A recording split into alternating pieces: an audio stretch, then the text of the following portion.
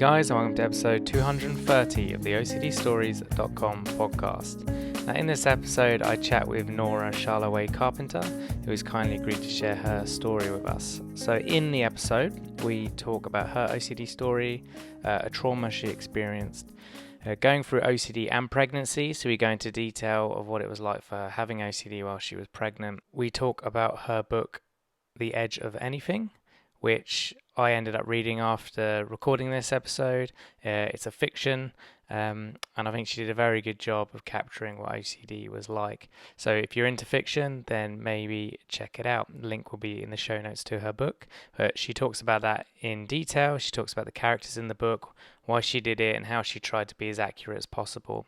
We talked about her therapy journey, medication, how her partner held her accountable with therapy homework, feeling understood in therapy, and how what she learned about anxiety through therapy helped her in parenting her children, words of hope, and much, much more. So thank you as always to you guys for listening, and to Nora for sharing her story and talking about her book. And before we start, a thanks to our sponsor, NoCD. With NoCD, you can now receive live face-to-face video therapy sessions with an OCD therapist. NoCD's therapy services are only available in the US currently, but the free tools in their mobile app are accessible to all. If interested, you can give NoCD's care team a call and they can help by learning about what you are facing and offering information on if NoCD therapy is right for you.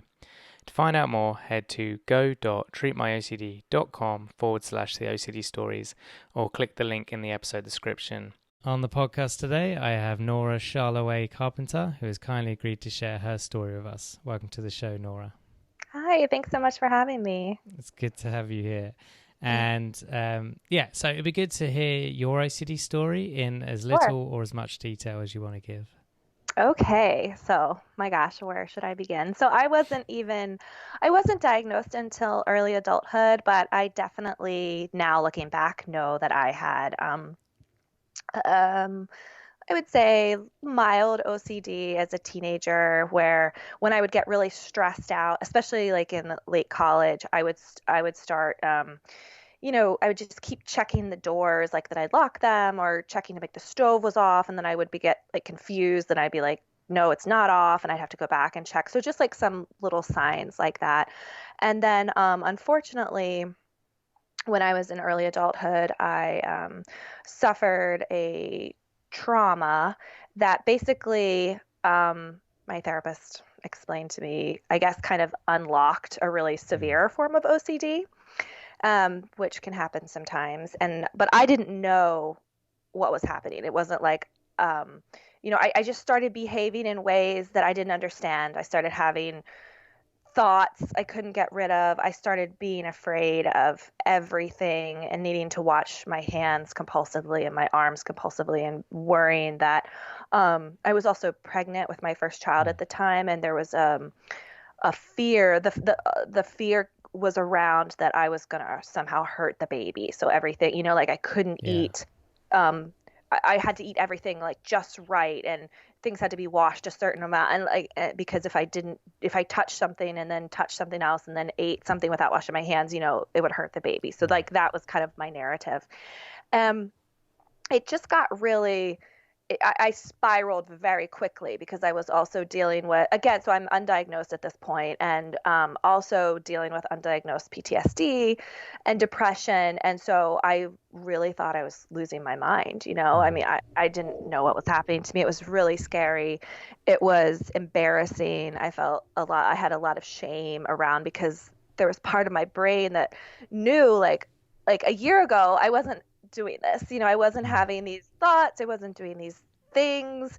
And now I was so terrified sometimes to even get out of bed because of all the triggers that I was facing, and I just didn't know how I was going to go on.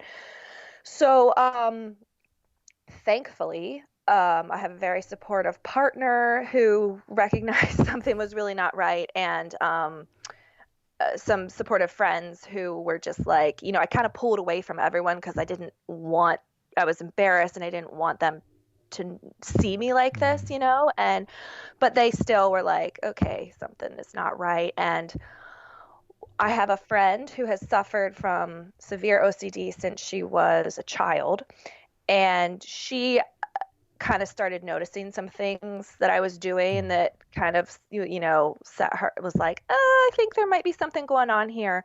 And, but it really, I couldn't, even though people were telling me, oh, maybe you have OCD. I was like, no, I don't. I know what OCD is. I don't have OCD. That's not the same because my stuff wasn't really the same as kind of what I thought OCD was, or Mm. what I had heard about OCD from the media and things. And so I just didn't think I had that. And I also grew up in Appalachia, and there's that very cultural idea of, you have to be mentally strong all the time. Like you pull yourself up by your bootstraps. Like you have to, you know, basically. I had a family member one time who told me, um, she was like, you just have to snap out of this now. Like, Mm. stop acting this way, like that's really stuck with me. Yeah, bet.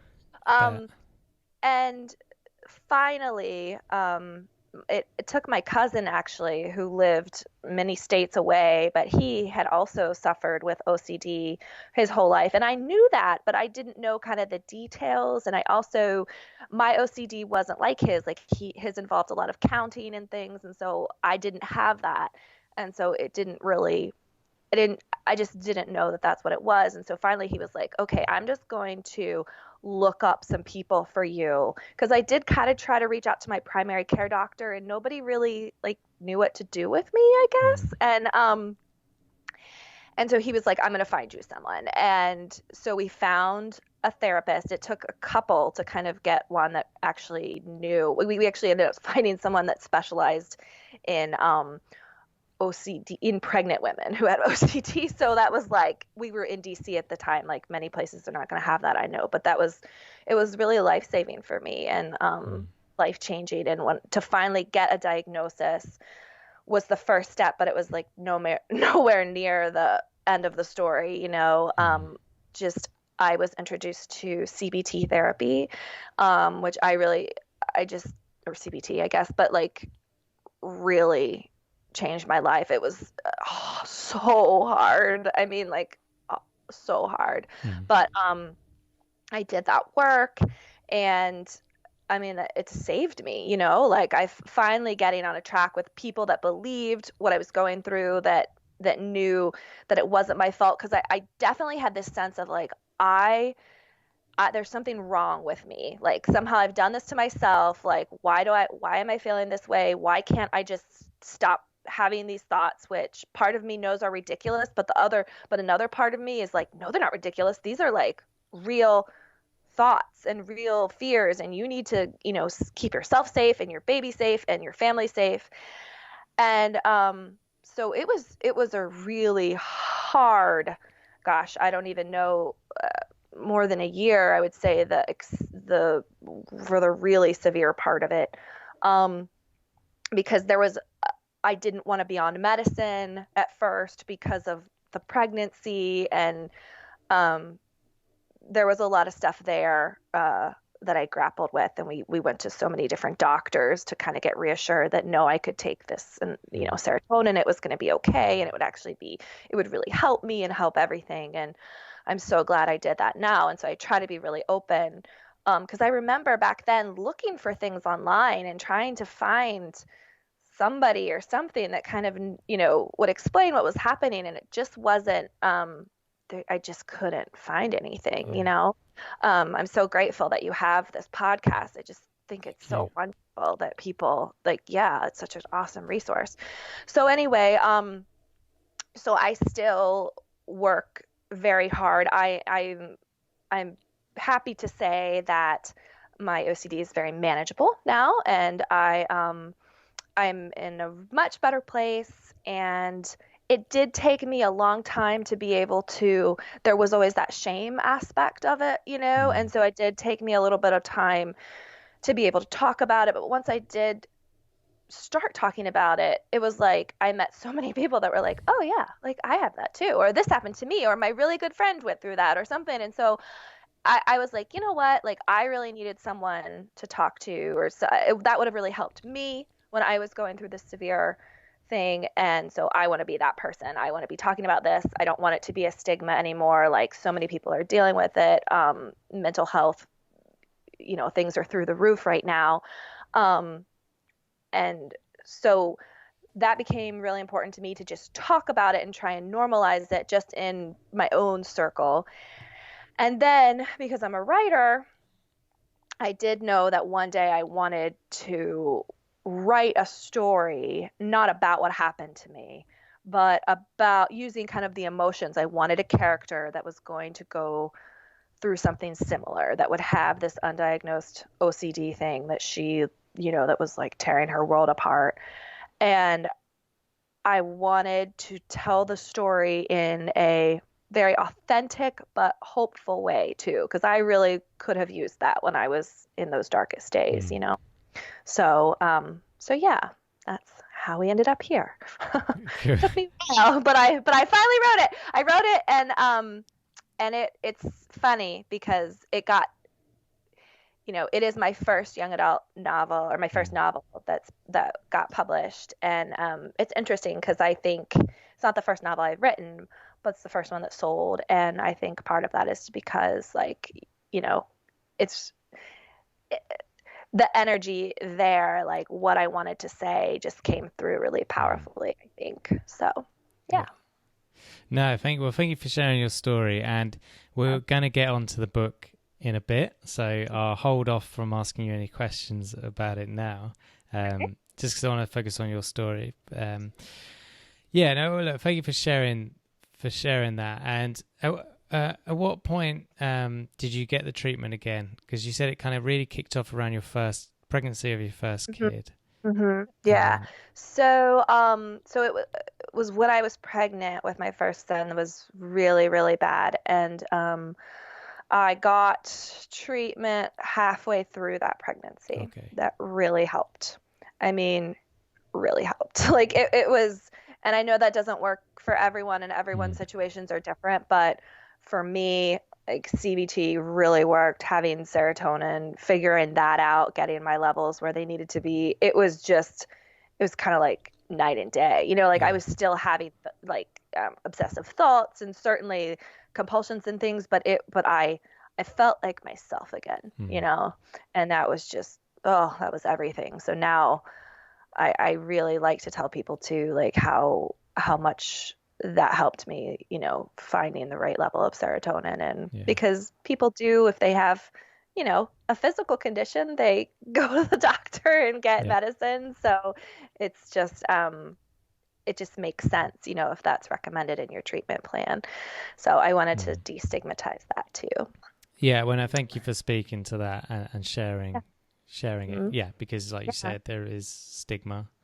Oh, for sure. Yeah. And so I appreciate you opening up about it. So I'm going to focus mainly on the therapy though, just because that's kind of within my jurisdiction. Sure. I'm definitely not qualified to speak to medication. So my question was, because I haven't spoken to anyone on the podcast before that was doing therapy at the time of being pregnant. Okay. So and there's nothing wrong with that. It's just no one's shared that. So how exciting! Yeah. So I guess my question is, because you're doing, and maybe you can fill me in on the timings, but you're doing CBT when you're pregnant. You obviously then give birth to your child. Had you finished CBT at that point, or did you temporarily stop it? Yeah, so I also moved to a different state during that time, Okay. so it was like there was a lot going on. So I did CBT the whole time, and the whole time the only thing that I stopped was, and not everybody does this, but in my particular situation, like with the medicine, I did wean off. I did wean off right before my pregnancy, and then kind of wait and get back on. Like there was a specific reason that we did that, but that's different situation to situation. But when we moved from Washington, D.C. to Asheville, North Carolina, and I was really scared at first because I had a great therapist in D.C. and I knew my routine and everything, but I found another great therapist here, and we just continued that work. And it was great. Like there's a lot of like actually CBT and OCD stuff here, which I kind of wasn't expecting, but there's even like people that teach it. So Oh, cool. so people that really just get it. I don't know. I feel really fortunate that I was able to find a place um in the new city where I moved. And yeah, I kept it up for a number of years after my first son. I'm trying to think. I don't remember if it was like 2 or 3 years, but I Mm. did, and I would taper off. Like I was doing pretty intensive, like weekly sessions, and then I started to get better, as Yeah. improvement. Um, but it was, like I said, I feel like it was really life-saving for me, Yeah. for sure. No, absolutely. And um, yeah, and I'm guessing, I think the reason why I'm asking these questions is for anyone who's in this particular situation, listening to this currently, um, is so you kind of, I'm guessing you briefly stopped therapy while you gave birth, because well, you moved, right, and then I'm guessing you wouldn't have time to do therapy Right. when you've Yeah. got a brand new newborn. But yeah, at Right. what point did you kind of pick it up again after? You talking about like going into the office? Because like I did have like assignments that I was Okay, supposed to do cool. like all the time, and I Yeah, would do those um even with my newborn at home, great. and Yeah. what really helped too was, I mean, my partner is just super on board. He was very super supportive and very much like making sure, and I would tell him, um, okay, this is what I need to try and do. This is why it really scares me, Mm, and but this is like the goal. Here's where I need to get. And so he was really supportive around, like, even when the baby was little, and I'd be like, I was able to kind of vocalize to him like, I don't want to touch that. And he was like, well, do you need to touch it? Like, is it for your therapy? And I mm, was like, yes, I'm supposed to be able to. And he was like, okay, well then you need to do that, And so having him there, I mean, he's certainly not a therapist or anything, but just having like a support yeah. person to just kind of like hold me accountable, I guess, because it is easy to slip back Mm, um if you stop doing, you get like into that mindset again where you're just like, oh, I'm just not going to touch that. Well, now I'm not going to touch this. And now I'm not, and now I'm going to wash my hands extra. And so he was really diligent about, he'd be like, no, I think you need to touch that. And then you need to hold the baby. mm, And I would be like, oh my God. But it was also like, it's his baby too. Right. And so and he's, being like, no, this is what you need to do. Um, and I would do that. And it was like, it was hard, but also wonderful at the same time. Like I could almost feel like, okay, yeah, I needed to do that, and I'm yeah. okay, and the baby's okay. And so even when I wasn't actually going into the office, I was always doing, like, I had to write down kind of, Mm, the things that were bothering me, or if I didn't do something, and specifically during that time, it was probably about a month where I wasn't like uh going into the office to do therapy. So the, we were I had to be really conscientious about, because my medicine was changing too. So just like really, they were really keeping like a close mm, track on me, kind of like, what are my thoughts, like making sure I didn't spiral into some, like, a depression or something like mm. that.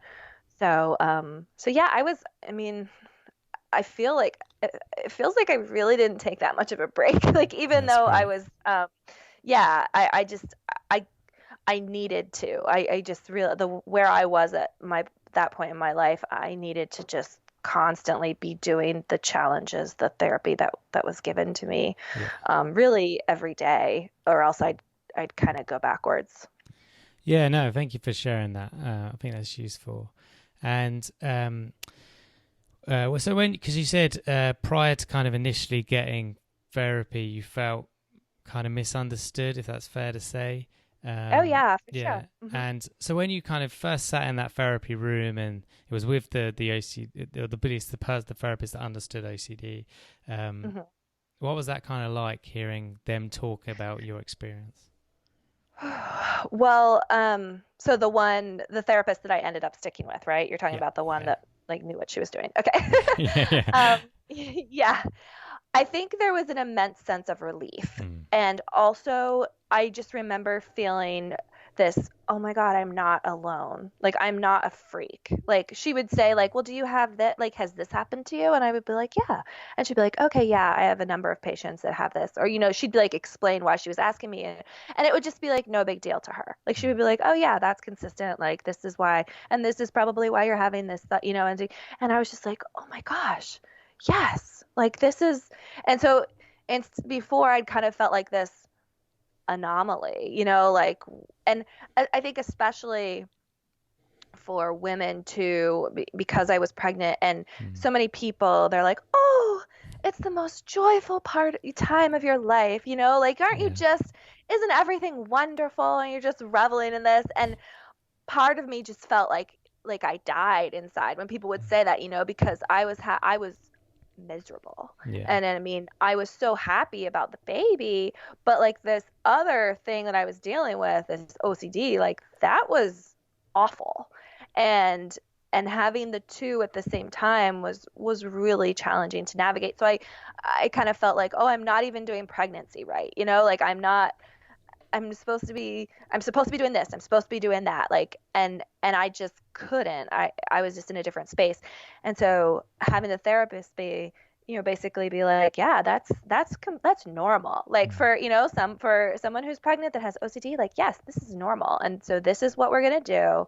And this is where we're going to do it. And here's why, you can expect it to be, this level of hard and just being able, like, she just, I could just really tell she knew what she was talking about. Like she'd done it with other women and it had been successful and they had gotten through it, Mm. and that was just such, oh my gosh, like the light, it's like someone had just offered me like this bouquet of hope, like you're going to be okay. Like, and it's fine. You're not weird because you're dealing with this, you're just a person that has OCD, and this happens sometimes, and this is how we get through it. And it was just so, oh my gosh, it was wonderful. Yeah. No, thank you. Really, thank you for opening up about that. Yeah. Yeah. Okay. So, the therapy, the medication. Was there anything else, either then or now, you find useful for just kind of staying on top of your mental well-being or health? Yeah. So, and it's interesting because my kids are pretty young. They're 2, 5, and 7. Mm. And I do worry about them sometimes because I'm like, oh, are they, OCD is genetic, and uh, it's interesting, like, will something show up when they're teenagers or young adults? And so we do talk a lot about strategies when they're feeling anxious and stuff too. And one thing that I had to do a lot, which is interesting for me as a writer, is I had to do writing exercises. I had to about like the fears that I had, and I had to have these thought experiments where I would like put myself in that place of fear Mm. and go through and kind of just feeling the terror and letting that come into my body, and then watching as it went away because I wasn't actually in that place, but just kind of letting it go through my body. And so um, I use that a lot still, just the idea of that it's okay to have those feelings, but also that they are cyclical, Mm. and that, if you find a way to kind of breathe and get through them. Like just the other night, like when my 7-year-old was worried about something, I don't remember what it was, but it was at bedtime and he was really worked up. And we talked about the idea um, that worry and fear often kind of like is like a wave, it starts to come and then it gets really, really, you're really, really afraid. And if you can just like, let's just breathe a little bit and Mm. just kind of feel what that feels like. Like he told me like what it felt like in his body. It was a little bit hard for him to do, but I'd be like, well, does your stomach hurt? And he'd be like, yeah, my stomach really hurts. And I'd be like, okay. And so he kind of told me what that was like. And then we breathed for a little bit, and then a couple minutes later he was like, oh, Mom, you were right. It's gone.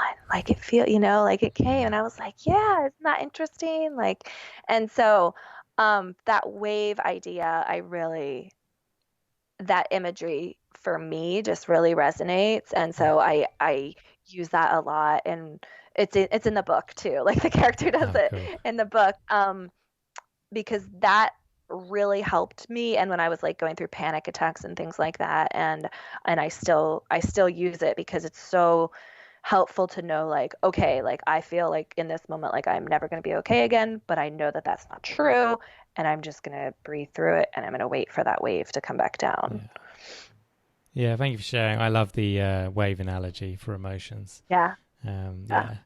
Yeah. And I was actually, one of my questions was going to be, and you just answered it. It was, I was going to ask, has going through CBT and ERP, helped you in the way you parent your kids when they get fearful at times? So, Yeah, I would say yes, absolutely, for mm, sure. And it's interesting parenting young children because I I don't want I'm very conscious of I don't want my worries. Like sometimes I do get a little bit obsessively worried about something, and I want to be very careful that that's not coming across to them, mm, because I don't want to we can be very stimulated, especially like empaths, which a couple of my kids are, can be very stimulated by like the other, like your environment and how people are feeling around you. And I don't want to kind of give them that thought pattern. And so that's challenging for me, but also kind of my own therapy, where I mm, have to kind of um, go through things in my head.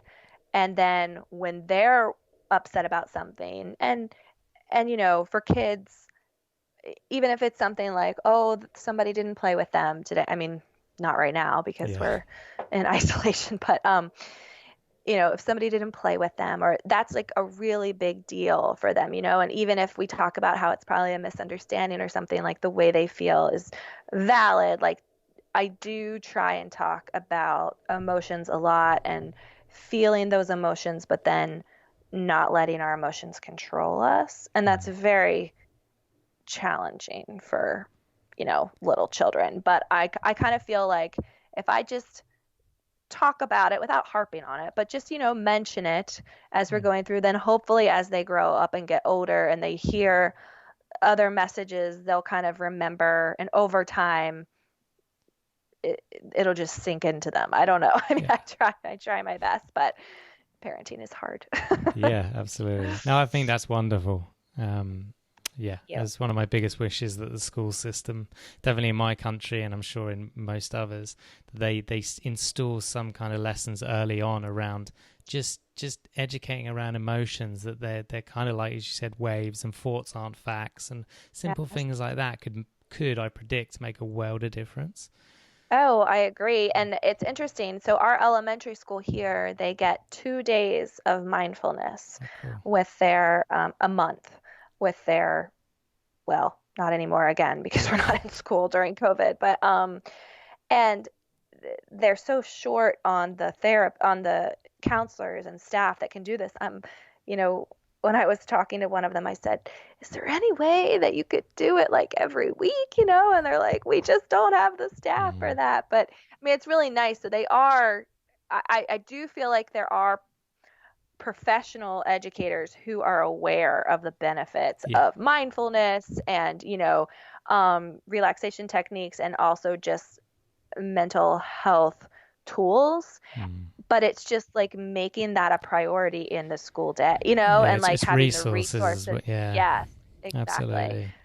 So yeah, Yeah, I agree. I mean, I wish if like some of these schools that you hear about, like private schools and stuff, that are like their kids are able to start their day like with a 10-minute meditation or yeah, something. I mean, oh my gosh, like how wonderful would that be? yeah. I agree. Was there a big epiphany for you in your recovery, or light bulb moment, or anything like that, where something just clicked?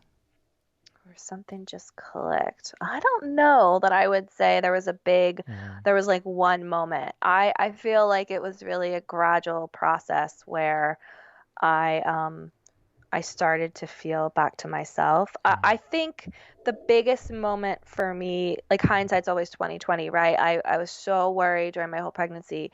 And when I gave birth and my baby was healthy and, he was great. mm, And it was kind of like people told me, like, you're going to worry too much. You're going to hurt the baby because you're worrying so much. And it's like, wow, that's going to make me worry less, Yeah. like now I have to worry about worrying too much. Like it was like trying to manage all that was really stressful. And then like, oh my gosh, I did it. Like I went through all of this horrible trauma and this nightmare of undiagnosed OCD, and my body still produced this healthy baby. And it that certainty, right? Like OCD is all about certainty. Like you can't be certain in things. And I remember telling my therapist, like, well, if I could just know for sure that my baby was going to be okay, then I would be okay. And she's like, well, of course, that's what everyone would say, like, but we don't have that certainty. We don't know. And so I do know, because then I had two more kids. Um, and I just wasn't a part of it is because I had done so much work in therapy. I don't want to make light of that at all, because I think that therapy is so important and you have to do a lot of work to at least if you have the severity that I had. But I I didn't feel the same amount of anxiousness in my pregnancies, my second and third pregnancies, because I knew that my body could do it, and I would do my therapy and take my medication, and it was going to be, I had already had one healthy baby, and more likely than not, I was going to have more healthy babies. So that just really, that really helped. But in terms of there was never any kind of like, oh, I just feel magically better one day. Like, no, that definitely not. Yeah, absolutely. And then I guess the flip side of that though was there kind of a roadblock or several roadblocks you found in your sort of recovery journey? And if so, how did you overcome them? Yes. So definitely. So when my first son was very young, um, I was not getting a lot of sleep. He wasn't a great sleeper. And my therapist explained that, you know, OCD is made worse by stress, and just like most mental health conditions are made worse by stress and lack of sleep. And I was like, okay, well, I can tell because I feel like my symptoms are coming out more. And so I did have to at one point up my therapy, like just how many times I was going. We had to play around with medications, because the one that worked before had given birth the first time, I ended up switching to a different one. And so I tell people too, like, don't, just because one doesn't work, you might want to try a different one, because we had to play around with that a little bit to get the right, something that felt right. But yeah, mostly with the sleep thing, that was really tough. And I started to slip backwards again. And so going in and having not only CBT, but I feel like talking to my therapist and I think really having the validation that I was not like this weirdo, like, for lack of a better way to say it, because I'd be like, oh, this is weird, I had this thought, and he was like, no, like, you don't even know how many people have told me that, like, this is not a big deal, like, like, just his demeanor of like, this is not a big deal. And I was like, really? It's like so weird. And he was like, well, not really, like, this, like, yeah. This is why. And so that kind of reassurance just really, I guess the way that he normalized it was really, for me, really a big deal. And that helped me a lot. But yeah, just like constant exposure work at home. I mean, doing a lot of, having like assignments and being like, well, I need you to do X, Y, and Z before next week. And I'd be like, well, I don't want to do X, Y, and Z. And he's like, well, if you want to get better, that's what you have to do. And I'd be like, ugh. But just having like that good rapport with a therapist where I felt really comfortable, and we could almost kind of like joke about it sometimes, like get to that place. That was really helpful too. Yeah. Thank you for speaking to that. Okay, so your book, The Edge of Anything, which is the Yeah. book you were talking about earlier. So yeah, I guess you did start describing it, but anything else you want to say about it and the character with OCD? Oh yeah, sure. So I'll just kind of tell you, like, give the little brief description of it. So, The Edge of Anything tells the dual narrative of Len, who is an outcast teen photographer who believes she's slowly losing her mind. And Len is the character I was telling you about. And Sage, who's a popular volleyball star, who has her own devastating secret. And the book is about their stories and the unexpected friendship that saves them both. So, yeah, it's really interesting. So it's dual point of view. So every other chapter, it's, Len, then Sage, Len, then Sage. And they're both going through ordeals of their own. Len's is, she ends up having undiagnosed OCD, and Sage kind of figures that out. Like, she's the one that, like, figures out something's wrong. And the book at its heart is about, like, the power of human connection, the power of friendship, because both of the girls end up saving each other. And so you can kind of, what I want readers to think about at the end really is, like, would they, and I've already said it's a book about hope, so it does have a hopeful ending, but I also want readers to think, like, well, would either of the girls be alive if it wasn't for the other one at the end, and how can we help each other in our day-to-day lives, like in our interactions with other people? Because for me, it made such a difference in my life, the people, the friends that, like, paid attention, right? The friends that saw, like, something wasn't right with me, and kind of, like, and helped me get through this severe OCD time in my life. And so it was really important for me to have an authentic character who suffers from a mental health condition, because I have read books where it's very clear that the author doesn't have whatever the mental health condition is, for one, and also hasn't, like, had people that have that condition read it, because, like, you can do sensitivity reads, you can do a lot of research. It's one thing to read about something on the internet. It's quite another to have that condition, right? And be able to write about it from a knowledgeable perspective and create a character who's not just that condition. Like, sometimes I feel like characters are presented as, like, crazy or insane, or, like, they're just defined by the mental health condition that they have. And I really wanted to show that, like, no, Len is, like, a full rounded character who's going through this terrible time, but she has these other things going on in her life too. Like, she's trying to win this scholarship. Her photography is really important to her. She wants to have this friendship, but she's really introverted and it's really hard for her. And so there's all these other things. It's not just her OCD. So I wanted to present that. And then with the character of Sage, who she also has her whole story that she goes through. But one thing about Sage, and I think too, sometimes people don't expect it from athletes, because they're kind of stereotyped as well, but she really pays attention. And so she kind of sees something is a little bit off. Like, Len is doing some things, but it looks like she doesn't really want to be doing those things. And she kind of, and they start to have this friendship. And I, hopefully through her point of view, readers that haven't ever had any experience with mental health condition can kind of gain some empathy, right, for people, and be like, oh, well, I wonder if this person in my life who suddenly started acting or withdrawn or is a little, like, I wonder if they're going through something.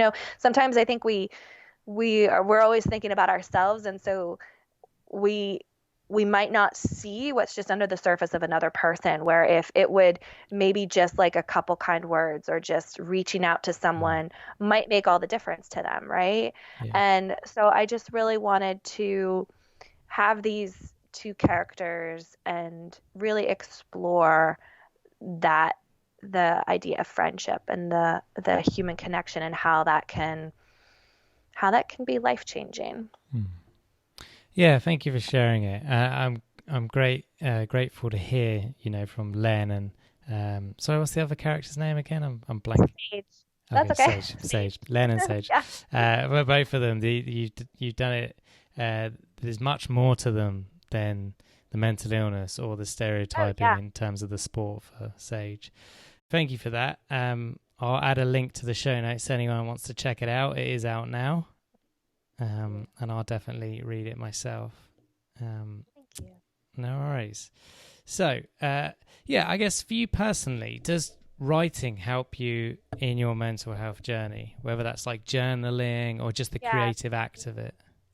absolutely. So writing for me is the way I process the world. It's the way I write basically to figure out. I write about things that I don't understand or things that I don't really have any answers to, um, but things that are impacting me. And so that's why it has been really challenging during this time of COVID-19 because I am full-time parenting right now. My 2-year-old doesn't really, understand that I need some writing time. So I'm not writing nearly as much as I normally would be.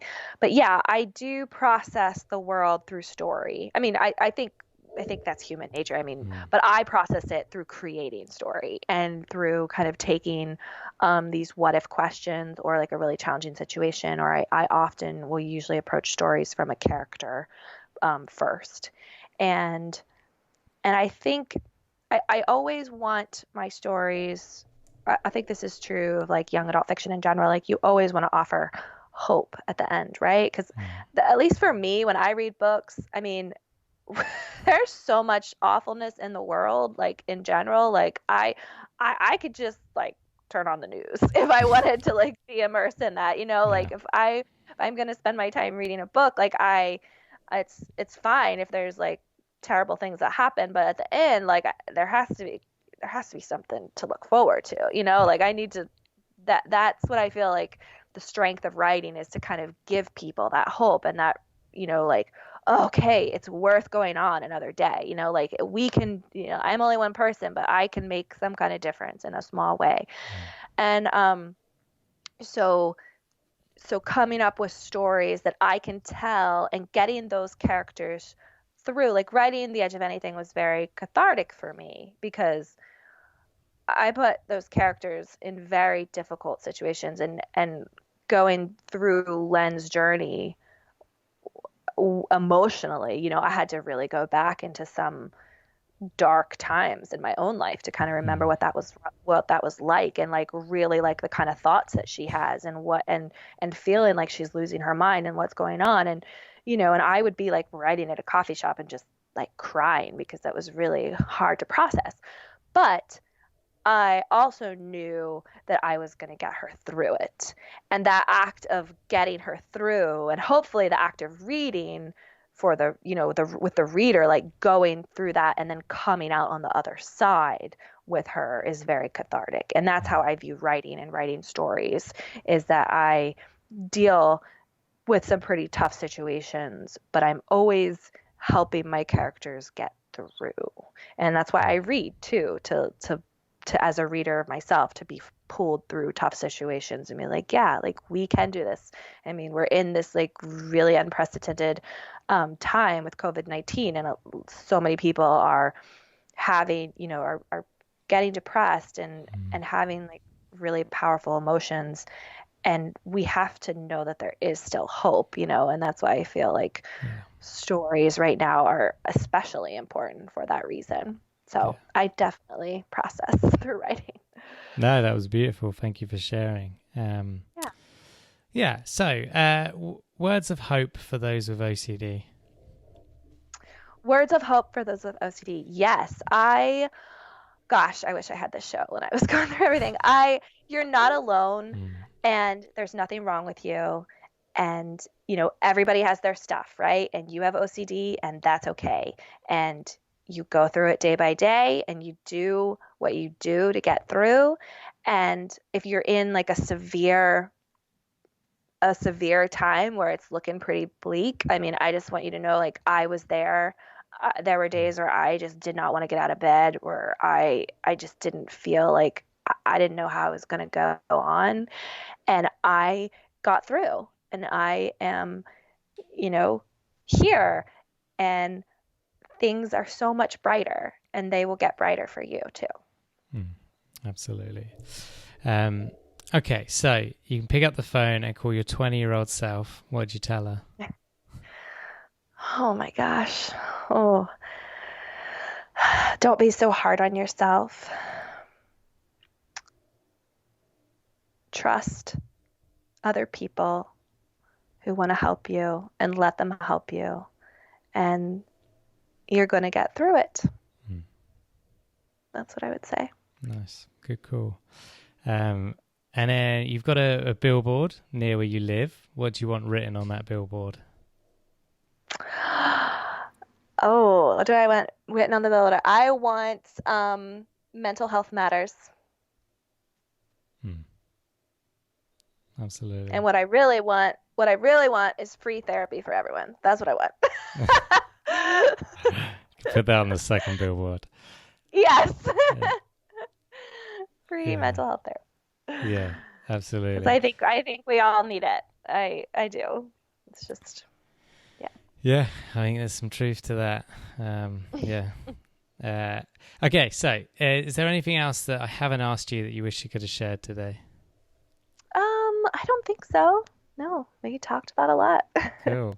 Well, look, thank you so much for sharing your experience in so much detail, talking about your book as well. I hope people that want to read go out and buy it and check it out. Thank you. No worries. So yeah, thank you so much for your time. Thank you for having me. I really appreciate it. My pleasure. So there you have it. Thank you so much to Nora for sharing her story. And don't forget, today's episode is sponsored by NoCD. To find out more about NoCD and their therapy plans, head over to go.treatmyocd.com/the OCD stories, or click the link in the episode description. And quick disclaimer, guys, this podcast is not therapy. It is not a replacement for therapy. Please seek treatment from a trained professional. Until we speak, take care.